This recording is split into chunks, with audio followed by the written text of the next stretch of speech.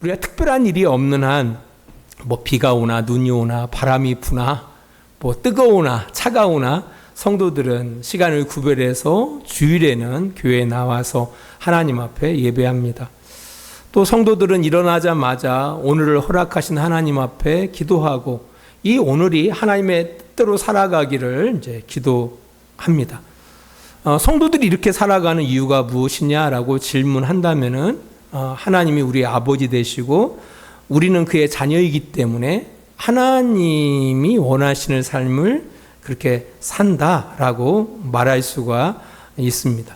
사실 이런 성도들의 삶은 성도들에게는 일상입니다. 하지만 이 일상의 삶이 모든 사람들에게 적용할 수 있는 일은 아닙니다. 왜냐하면은 이것은 하나님의 택함을 받고 그 부르심에 반응한 사람들이 사는 일상이기 때문입니다.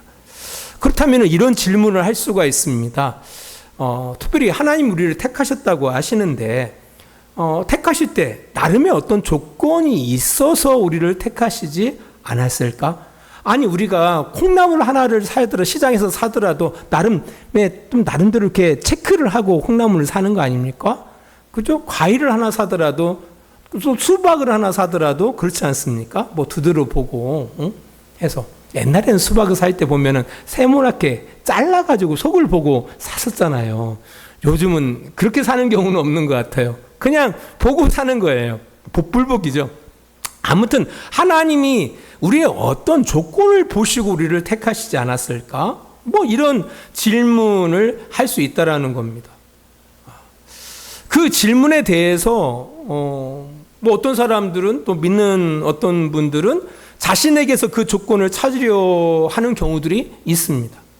그리고 혹시라도 그런 조건들을 찾았다 생각하면 그 조건들을 자랑한다라는 겁니다. 그래서 예전에 한참 간증이 붐이 되어졌던 또 부흥성회 때 많은 간증들이 펼쳐졌잖아요. 그때 어떤 집 장로님이 자식이 참 잘 됐는데 그 이유를 바라보니까 새벽마다 새벽종을 쳤다라는 거 아닙니까?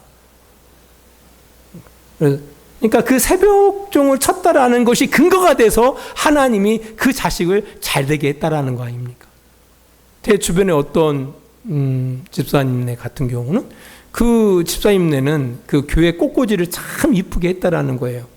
그러니까 1년 12달 한 주도 빠짐없이 교회 꽃꽂이 봉사를 했다는 거 아닙니까? 그래서 복을 받았대요. 네, 복을 받았대요. 네. 그분들이 나중에 그곳에서 이사해서 나올 때 그 꽃꽂이 하기 위해서 사람들이 열심히 꽃꽂이를 위해서 막 서로 경쟁하고 했다는 소리를 들었습니다. 정말 그런 조건들로 인해서 그랬을까? 사실 사도 바울도 이 문제에 대해서 고민을 했던 것으로 보입니다. 우리 고린도전서 1장 26절입니다. 형제들아 너희를 부르심을 보라. 육체를 따라 지혜로운 자가 많지 아니하며 능한 자가 많지 아니하며 문벌 좋은 자가 많지 아니하도다.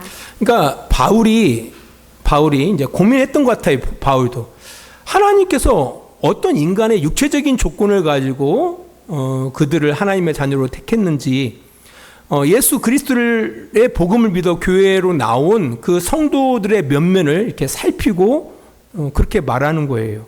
만일 사람의 지혜로움을 조건으로 해서 택하시고 부르셨다 한다라면은 교회에는 그 지혜로운 사람들이 넘쳐나야 한다라는 거예요. 근데 교회를 바라보니까 꼭 그렇지는 않더라는 겁니다. 그죠? 네, 감사해요. 네. 또 한 가지, 어떤 권력을 조건으로 택했다라면은 교회에 권력 있는 사람들로 넘쳐나야지 않습니까? 근데 꼭 그렇지도 않아요. 어떤 좋은 가문을 조건으로 택했다 한다라면은, 어떤 돈을 조건으로 택했다 한다라면은 교회는 어떤 훌륭한 가문의 사람들이나 부자로 넘쳐나야 할 텐데 꼭 그렇지도 않더라는 겁니다. 뭐 세상이나 교회나 다 거기서 거기더라는 거예요.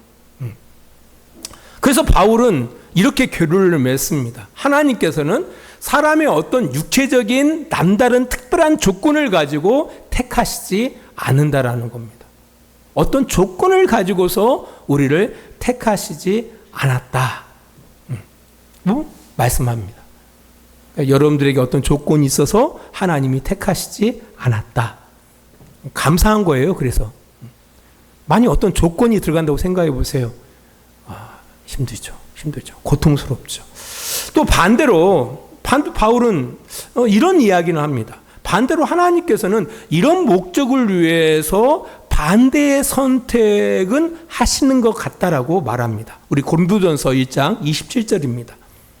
그러나 하나님께서 세상에 미련한 것들을 택하사 지혜 있는 자들을 부끄럽게 하려 하시고 세상에 약한 것들을 택하사 강한 것들을 부끄럽게 하려 하시며, 오히려 하나님께서는 미련하고 약한 사람들을 택해 자신의 강한 것과 자신의 지혜로운 것을 자랑하는 사람들을 부끄럽게 하시는 경우는 있다라고 바울은 말합니다. 잘 생각하셔야 돼요. 미련하고 약한 것들, 그러니까 조건을 자랑할 수 없어요. 이런 자랑할 수 없는 조건의 사람들을 오히려 택해서 강한 것을 자랑하고 지혜로운 것을 자랑하는 사람들을 부끄럽게 하시는 경우들은 있더라는 겁니다. 이런 좋은 예가 이제 사사기에 많이 등장합니다. 사사기에 보면은요, 이스라엘과 미디안의 전쟁하는 이야기가 기록되어 있는데요. 그때의 지도자가 기드온입니다. 이 이스라엘은 미디안과의 전쟁을 위해서 이스라엘 그 12지파 가운데 군대로 이렇게 모집을 해요. 그 모인 수가 3만 2천 명이었습니다. 결코 작은 무리가 아니에요. 근데 그런 가운데 하나님께서는 전쟁의 총책임자인 사사 기드온에게 이렇게 말합니다. 사사기 7장 2절입니다. 여호와께서 기드온에게 이르시되 너를 따르는 백성이 너무 많은즉 내가 그들의 손에 미디안 사람을 넘겨주지 아니하리니 이는 이스라엘이 나를 거슬러 스스로 자랑하기를 내 손이 나를 구원하였다 할까 함이니라. 하나님께서 이스라엘의 어떤 승리가 중요한 것은 아닌 것 같아요. 그죠? 이스라엘이 미디안과의 전쟁에서 이기느냐 지느냐가 중요한 거 아니에요. 사실 이스라엘에게는 승리가 중요하죠. 근데 하나님께서는 그 이스라엘의 승리가 중요한 것이 아닌 것처럼 이야기합니다. 그 이유가 바라보면은 이 사람들이 너무 많아가지고 이게 3만 2천 명이 이제 모집됐는데요. 이 사람들이 너무 많아갖고 전쟁에서 이스라엘이 이겼어요. 이기면은 뭐 한다라는 거예요? 하나님을 거슬려서 스스로 이렇게 자랑한다라는 거죠. 내 손이, 우리의 군사력이 우리를 구원했다 할까 해서 그 전쟁을 너희의 손에 붙이지 않겠다라고 말씀하고 있는 겁니다. 이게 아주 우리가 깊이 생각해 볼 그 내용이 그 안에 담겨져 있어요. 뭐냐면은 사람들은 뭐가 관심이에요? 승리하느냐, 그죠? 전쟁에서 이기느냐 지느냐에 관심이 있는데 하나님의 관심은 거기에 있지 않아요. 하나님의 관심은 이스라엘 백성들이 이 일로 인해서 하나님 앞에 더 나아오기를 원해요. 그러니까 그들이 승리에 도취돼서 이게 자기의 조건으로 승리했다고 생각한다라는 그 자체가 바로 뭡니까? 하나님부터 멀어지는 거예요. 하나님을 거스려 멀어질까봐, 멀어지는 것을 하나님은 더 걱정하고 있다라는 거예요. 뭘 더 걱정한다고요? 그들이 하나님으로부터 멀어지는 것을 더 걱정한다라는 겁니다. 이 전쟁에서 승리하는 것을 하나님이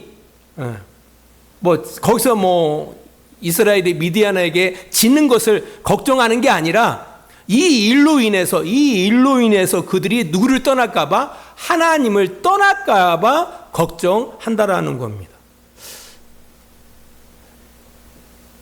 우리도 이제 우리 학생들 있잖아요. 이제 대입을 앞둔 학생들, 그리고 막상 좋은 나름대로 목표하는 대학을 향해서 끊임없이 노력하는 학생들 많이 있지 않습니까? 또 사업하는 사람들은 사업이 잘 되어지기를 원하죠. 이런 그런 가운데 사람들 나름대로 기대를 하는 거죠. 좋은 대학 갔으면 좋겠다. 내가 원하는 학과에 합격했으면 좋겠다. 아니면은 정말 사업이 잘 됐으면 좋겠다. 어떤 사람은 건강했으면 좋겠다라고 생각을 해요. 다 그런 기대를 갖고 있는 거죠. 그리고 하나님 앞에 기도하죠. 하나님, 시험 잘 보게 해주세요. 하나님, 꼭 좋은 대학 들어가게 해주세요. 하나님, 이 사업 잘 되게 해주세요. 하나님 건강 회복하게 해주세요. 뭐 이런. 근데 사실 하나님께서는 그런 부분에 대해서 크게 우리가 생각하는 것만큼 관심은 없는 것 같습니다. 오히려 하나님께서는 원하시는 건 바로 뭐냐면은 그 일로 인해서 하나님과의 어떤 관계, 하나님과의 그 관계가 더 증진되어지느냐, 아니면은 오히려 그것으로 인해서 하나님을 멀어지느냐, 이 부분에 대해서 하나님은 더 걱정하시고 있는 것 같아요. 성경을 보니까 그래요. 성경을 보니까. 이게 의외로 많은 사람들이 오히려 그 사람이 좀 그때 사업에 실패했단다라면 더 하나님 앞에 더 나올 수 있었을 텐데, 오히려 사업에 성공한 것 때문에 오히려 하나님으로부터 멀어지는 경우들이 있거든요.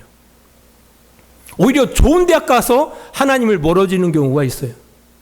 자기가 원하는 과에 딱 들어가서 오히려 하나님으로부터 이렇게 멀어지는 경우도 있거든요.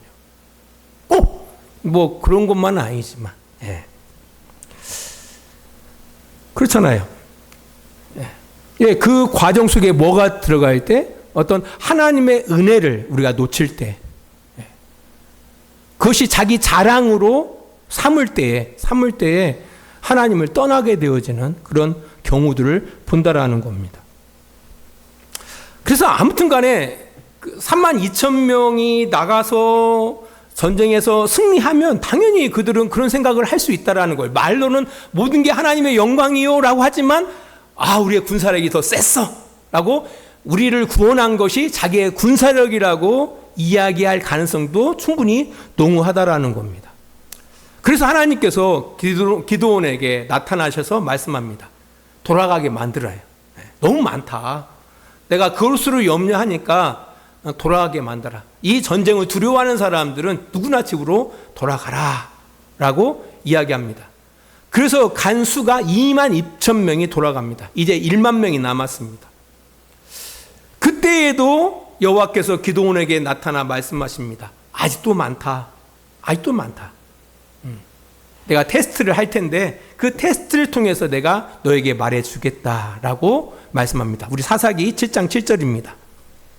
여호와께서 기드온에게 이르시되 내가 이 물을 핥아먹은 300명으로 너희를 구원하며 미디안을 내 손에 넘겨주리니 남은 백성은 각각 자기의 처소로 돌아갈 것이니라. 그렇게 해서 남겨진 백성이 이제 300명이 남는 겁니다.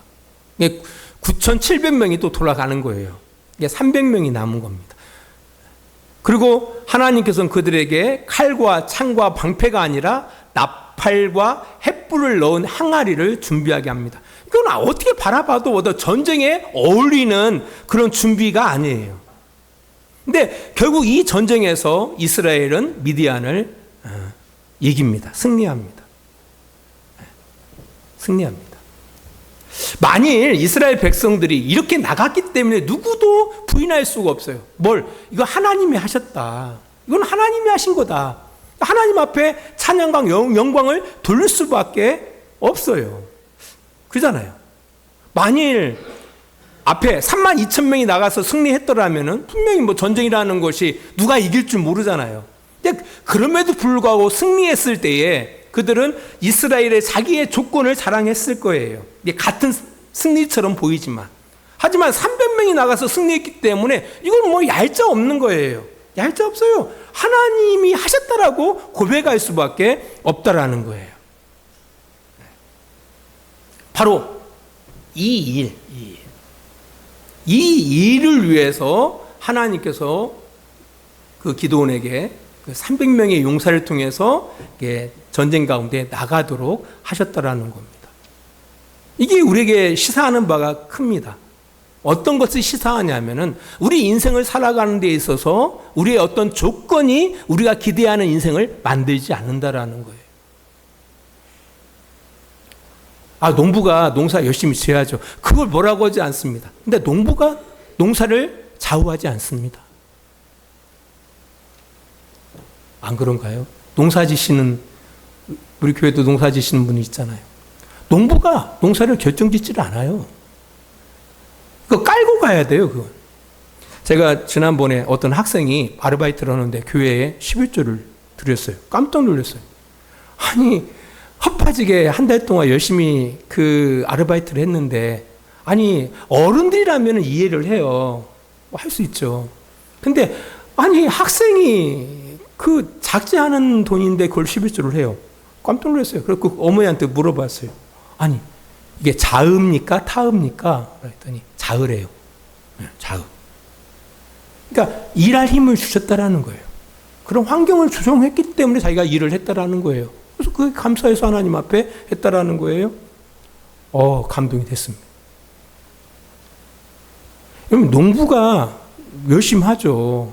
때를 따라 씨앗도 뿌리고요. 때를 따라 가꾸기도 하고요. 하지만 농사가 정말 풍년이 되어지고 흉년이 되어지는 것은 농부의 손에 달려있지 않아요. 그럼 누구에게 달려있습니까? 하나님께 달려있어요. 이건 우리가 깔고 가야 하는 겁니다. 우리의 모든 인생이 다 그렇다라는 겁니다. 그래서 하나님께서는요, 우리 많은 사람들이 너무나도 그렇게 살지 못하거든요. 모든 사람들은 자기의 어떤 조건들이 자기 인생을 행복으로, 자기 인생을 자기가 기대하는 대로 이렇게 살게 한다고 생각을 하거든요. 근데 하나님께서는 그런 우리의 잘못된 생각들을 교정시키신다라는 거죠. 어떤 방법으로? 미련한 사람들을 택해서, 또한 약한 사람들을 택해서 강한 사람들을 부끄럽게 한다라고 이야기하고 있는 겁니다. 그래서 사실 하나님 앞에 자랑할 인간은 아무도 없습니다. 이것은 믿는 사람이나 믿지 아니하는 사람이나 똑같습니다. 단지 믿는 사람들은 이것을 알기 때문에 하나님 앞에 모든 것을 감사하고 살아가는 거예요. 이 차이입니다. 그잖아요.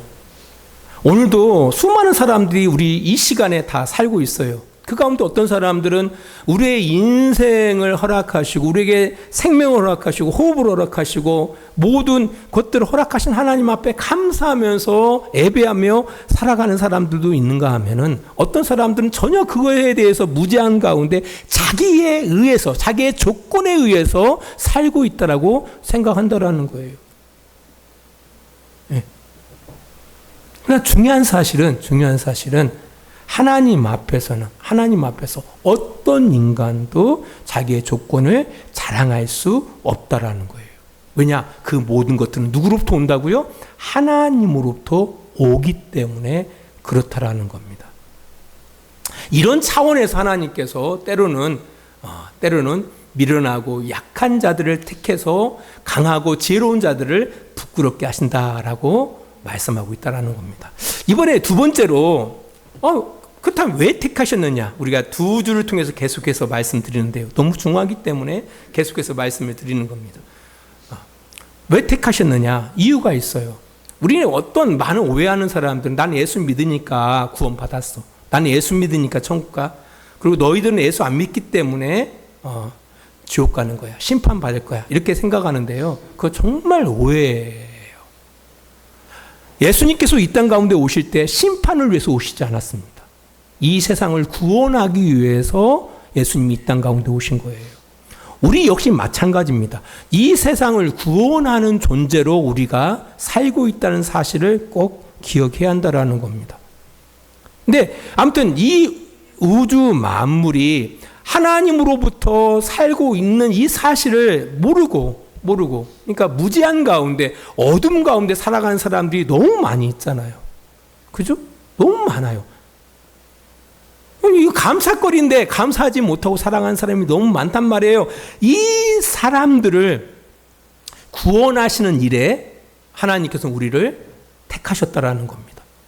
그래서 우리를 성전 삼으시고 그의 제사장으로, 그 제사장의 역할을 감당하게 하시는 겁니다. 그래서 우리에게 일하시는 그 하나님의 아름다운 그 일들을 드러내도록 우리를 택하셨다라는 겁니다. 계속해서 우리가 보는 내용입니다.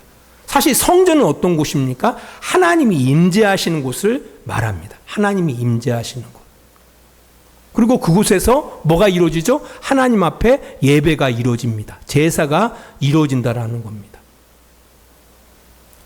그러니까 하나님께서는 우리 성도들, 여러분이 사는 곳, 여러분이 가정에 살던, 직장에서 일을 하던, 이웃사회 가운데 살아가든 간에 여러분들이 머무는 곳이 곧 하나님이 임재하는 곳이 되어지기를 기대하신다라는 거죠.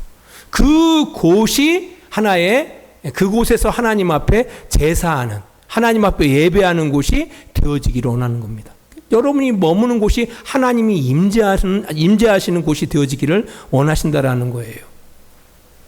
여러분들이 머무는 곳이 하나님이 임재하시는 곳이 되어지기를 하나님이 원하신다라는 거예요.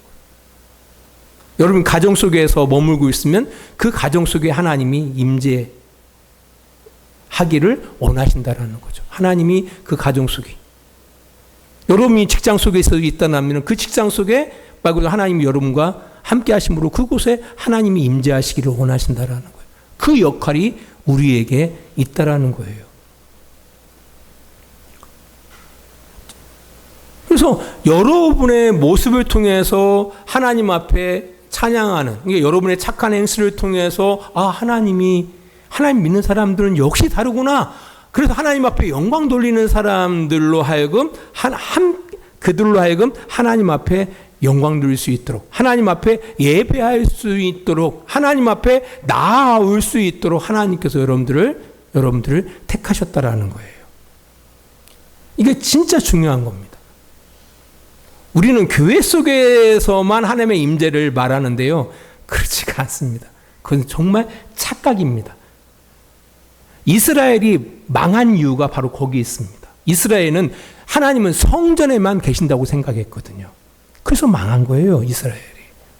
교회도 망하는 이유가 뭔지 아십니까? 하나님이 어디에만 임한다고 생각해요? 교회에만 임한다고 생각하는 거죠. 전혀 그렇지 않습니다. 여러분들이 바로 성전이에요. 모여도 성전이고 나가도 성전인 겁니다.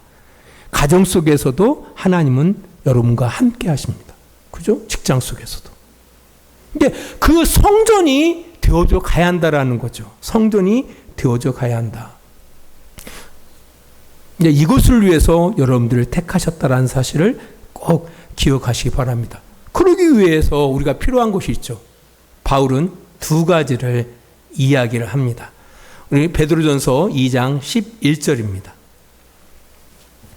사랑하는 자들아, 거류민과 나그네 같은 너희를 권하노니 영혼을 거슬러 싸우는 육체의 정욕을 제어하라. 네, 우리가 성전으로, 하나님의 성전으로, 또 하나님의 제사장으로 그 역할을 잘 감당하기 위해서 중요한 것이 뭐냐라고 할 때, 너희 영혼을 거슬려 싸우는 육체의 정욕을 제어하라라고 이야기하고 있습니다. 말이 어려워요. 자, 이 영혼과 육체에 대한 단어가 등장하고 있는데요. 이 베드로 사도가 말하는 영혼이라는 것은 잠깐 있다가 없어지는 육체와 반대되어지는 성질의 것입니다. 그래서 영혼이라는 것은 우리의 정신, 인격, 삶을 말하는 겁니다. 우리의 정신, 인격, 삶을 말을 해요. 그리고 이 육체라는 것은 부정적인 말로 기록되지 않아요. 여기서는. 여기 보니까 영혼을 거스려 싸우는 육체의 정욕을 제어하라. 육체를 제어하라고 말하지 않고 육체의 정욕을 제어하라는 겁니다. 육체라는 것은 뭐라고요? 영혼과 반대되어지는 잠깐 있다가 없어지는 것들을 이야기하는 거예요. 잠깐 있다가 없어지는 것들. 예를 들어서 건강도 잠깐 있다가 없어지는 거예요. 근데 건강이 우리의 인격이나 우리의 정신을 황폐케 하지는 않습니다. 그죠? 건강이라는 게 우리 인격이나 정신을 말살시키나요? 그렇지는 않잖아요. 그러니까 여기서 이 육체라는 것은 가치 중립적이에요. 가치 중립. 이거를 어떻게 이 육체를 잘 사용하느냐에 따라서 우리의 영혼이 더 풍성한 삶을 살 수가 있는가 하면은 우리 영혼이 점점 피폐한 쪽으로 갈 수도 있다라는 거예요. 그래서 여기서 보니까 영혼의 반대로 이 육체라는 말이 부정적인 의미가 아니라 가치 중립적인 의미고요. 오히려 영혼을 거슬려 싸우는 뭘 제어라고요? 육체의 정욕을 제어라고 이야기하고 있습니다. 육체의 정욕. 중요한 것은 육체의 정욕이 중요한 거예요. 이것은 영혼을 거스린다라는 겁니다. 여러분의 인격이나 여러분의 정신이나 여러분의 삶을 뭐가 육체의 정욕이 뭐 할 수가 있다라는 겁니까? 황폐케 할 수 있다라는 거죠. 육체의 정욕이. 이 정욕이라는 것은 뭘까요? 정욕이라는 것은. 이 정욕이라는 것은 바로 뭐냐면은 불법한 것. 불법적인. 그러니까 욕심은 욕심인데 불법한. 그러니까 그러니까 그 합법적인 것이 아니라 불법적인 것을 통해서라도 뭔가 이렇게 얻고자 하는 이런 것을 갖다가 정욕이라고 합니다. 이게 욕심이라고 해서 다 나쁜 건 아니거든요. 내가 공부를 잘하고 싶어. 이게 나쁜 겁니까? 나쁘지 않아요. 근데 문제는 뭐냐면 공부는 잘해서 좋은 성적을 얻고 싶은데 자기가 정당한 노력이 아니라 뭘 통해서? 컨닝을 통해서. 이게 불법한 어떤 방법을 통해서라도 얻고 싶은 거야. 이걸 뭐라고 그래요? 정욕이라고 하는 거예요. 이걸 정욕. 그러니까 솔직히 그런 마음이 있어요. 진짜 공부 안 했을 때는 좀 보고 싶은 마음이 있어요. 여기까지는 괜찮아. 여기까지는 괜찮아요. 예, 돈을 벌고 싶어요. 돈을 많이 벌고 싶어. 괜찮아. 누구나 그런 마음이 있어요.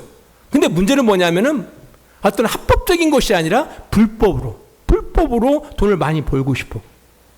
이걸 정욕이라 한단 말이에요. 정욕.